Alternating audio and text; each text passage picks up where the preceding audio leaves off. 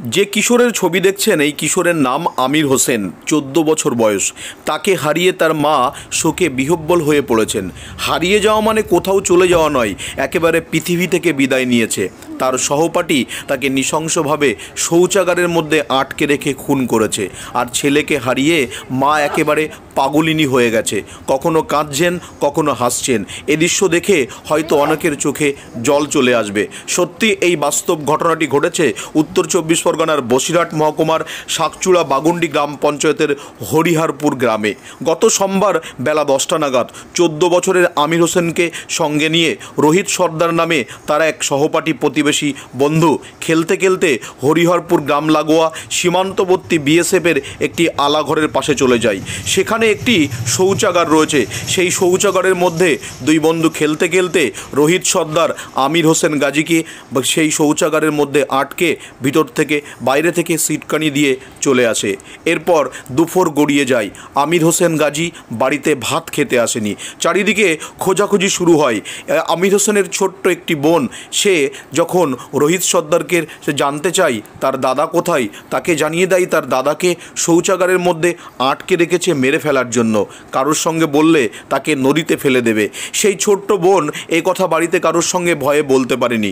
অবশেষে গ্রামবাসীদের জেরা ও চাপের মুখে ওই রোহিত সর্দার বলতে বাধ্য হয় আমির হোসেনকে ওই বিএসএফের ক্যাম্প লাগোয়া যে শৌচাগার রয়েছে সেখানে বাইরে থেকে সিটকানি দিয়ে রেখে এসেছে। এরপর আমির হোসেনের যখন দেহ উদ্ধার হয়, একেবারে নিথর দেহ, তার ততক্ষণে মৃত্যু হয়েছে। এই ঘটনায় গোটা এলাকায় শোকের ছায়া নেমেছিল।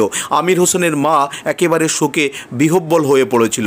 এদিকে এই ঘটনায় পুলিশে অভিযোগ করা হয়। অভিযোগের ভিত্তিতে বসিরহাট থানার পুলিশ অভিযুক্ত রোহিত সর্দারকে গ্রেপ্তার করে। আমির হোসেনের কীভাবে মৃত্যু হয়েছে তা জানতে বসিরহাট মহকুমা আদালতের নির্দেশে আজ আমির হোসেনের গ্রামে পৌঁছে যায় লোকাল বিডিও, প্রশাসন ও পুলিশ। সেখানে গিয়ে তার কবর থেকে মৃতদেহ তোলা হয়। কবর খুঁড়ে মৃতদেহ তুললে পচাগলা মৃতদেহ বার হয় অবশ্য। কাফনের মোড়া সেই মৃতদেহ নিয়ে অ্যাম্বুলেন্সে করে ময়নাতদন্তের জন্য বসিরহাট জেলা হাসপাতালে পাঠানো হয়। এই ঘটনায় এলাকায় তীব্র চাঞ্চল্য ছড়িয়ে পড়ে।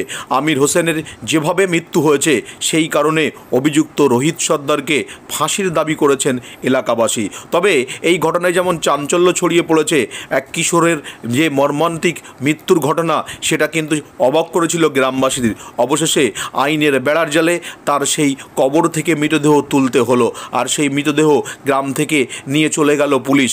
আর এই নিয়ে এলাকায় একেবারে শোরগোল পড়ে যায়। অ্যাম্বুলেন্সে করে আমির হোসেনের মৃতদেহ বসিরহাট স্বাস্থ্য জেলা হাসপাতালে নিয়ে যাওয়া হয়েছে। সেখানে ময়নাতদন্তের পরে তার মৃতদেহ আবার কবরস্থ করার জন্য পরিবারের হাতে তুলে দেওয়া হবে, এমনটি জানা যায় প্রশাসন সূত্রে।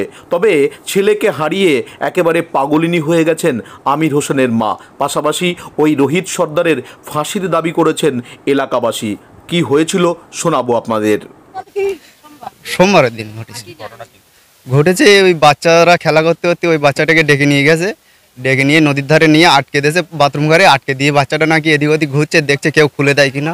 দেখে কেউ খুলছে না, ও কার না খুলে পুকুরি 12টার সময় গোসল করতে যায়। গোসল করতে যাইয়ে ওখানে একটা বাচ্চার সাথে বলে, একটা হাতে সেই আমির হোসেনকে আমি আটকে দিয়েছি বাথরুমে আটকে দিয়েছি ওকে মারার জন্য।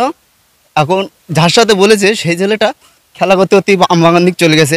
আমবাগানে যাওয়ার পরে ওখান থেকে একটা ছেলের সাথে এবার খোঁজ করতে করতে করতে করতে যখন ওর কাছে একজন জিজ্ঞাসা করলো যে আমির হোসেনকে দেখেছিস?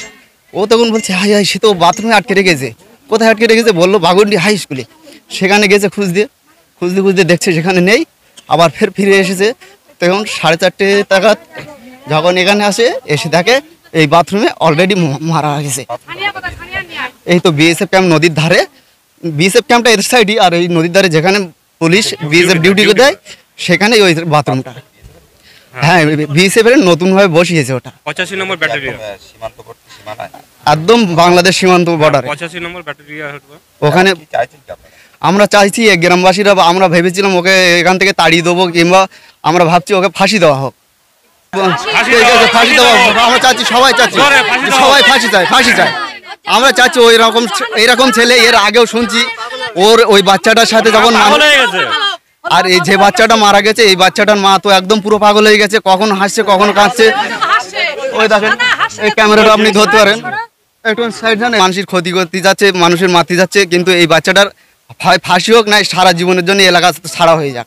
আপনার নাম? আমার নাম মোহাম্মদ হাফিজুল গাজী।